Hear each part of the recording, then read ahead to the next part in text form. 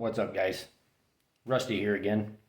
I got some of my silver out, and I thought I'd do a short video on the basics of it anyway. And while I'm at it, I know Christmas is coming up, and as odd as it may sound, I, in the past anyway, have used certain pieces of silver to give away as gifts, and that's kind of my way of trying to get people interested in buying it. A few things that I really want to go over are the basics. First one I got here, this is a 10 ounce silver. As you can see, A-Mark. It's just the brand that was pretty much the cheapest. This is pretty much the cheapest way you can go as far as buying silver. This is a 1 ounce.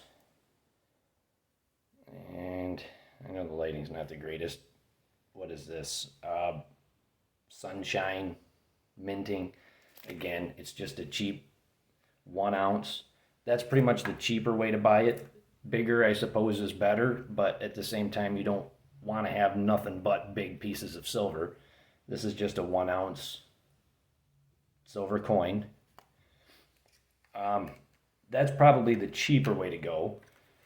Now, me, especially when I first got started, I appreciated some of the more pretty coins, so to speak. For example, the Australian koalas.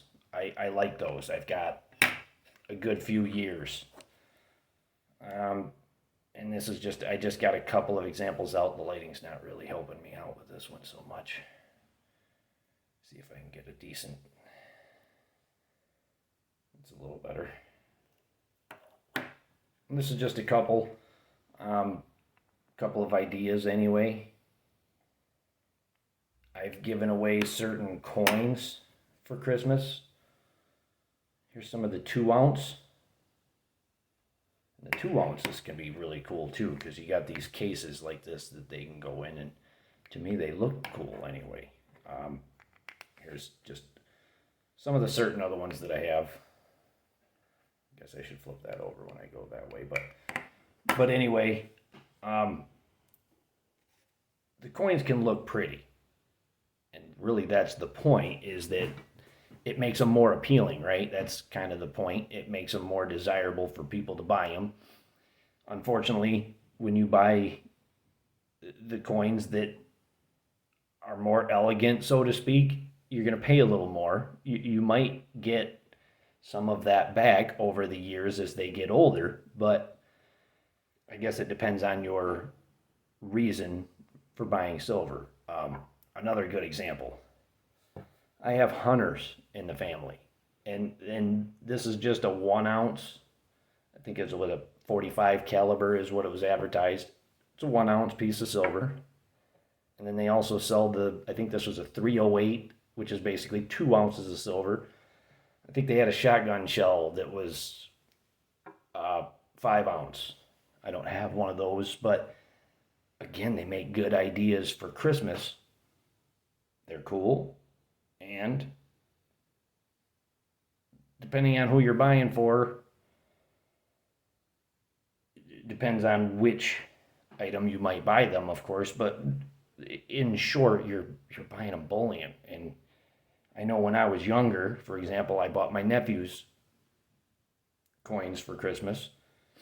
Not when I was younger, over the past couple of years, but again, when I was younger, my grandmother especially, was big into coins and stuff, and I suppose to an extent that's where I got it, because I got those when I was younger. So if you get them in young, they're more apt to buy this sort of thing. One other piece that I wanted to show right quick. I don't know if you've ever seen these. This is basically just a bunch of 1 gram pieces of silver. Again, it depends on what you're buying silver for. I think those can become extremely handy in the event that you needed them for currency, for lack of a better way to put it. Those break down into extremely small pieces. So, just a few ideas. I don't have a ton of different kinds out, but again, I just wanted to show a few examples. Again, I think I got my brother one of these for Christmas one year. Again, it was just my way of getting him silver, and getting him interested in it if I could. Same with my nephews. I got them a couple of these. This guy here, actually these two, if I remember right, they're two of a set. Well, there's a set of four. My nephews have the other two. So, again, I just thought I'd share this. I think it's a good way to get people interested in buying bullion. And again, if you don't want to spend the money on the nicer looking coins, even just having these 1 gram bars or some of these cheaper 1 ounce, they can be fun way to get started. And if you're really serious about buying bullion, I do recommend buying at least a little bigger, because of course the bigger bar you buy, the less amount over. But yeah, depending on how much you know about buying bullion, there's what's known as spot price. Spot being what it's worth at the time. Whenever you buy bullion, you're going to spend a little over spot.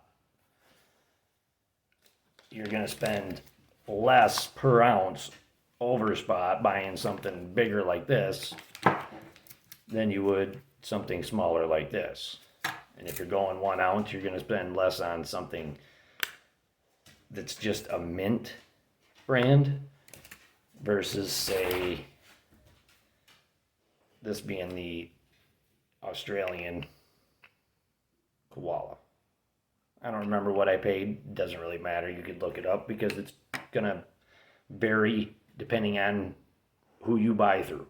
Most of what I went through, and I'm just throwing this out there as an option, JM Bullion.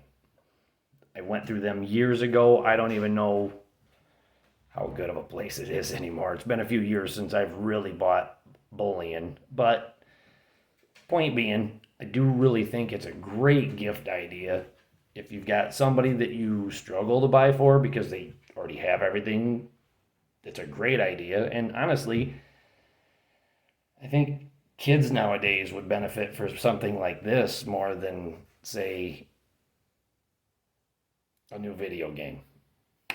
Just a thought. So, with that said, I guess I'll let you go from here.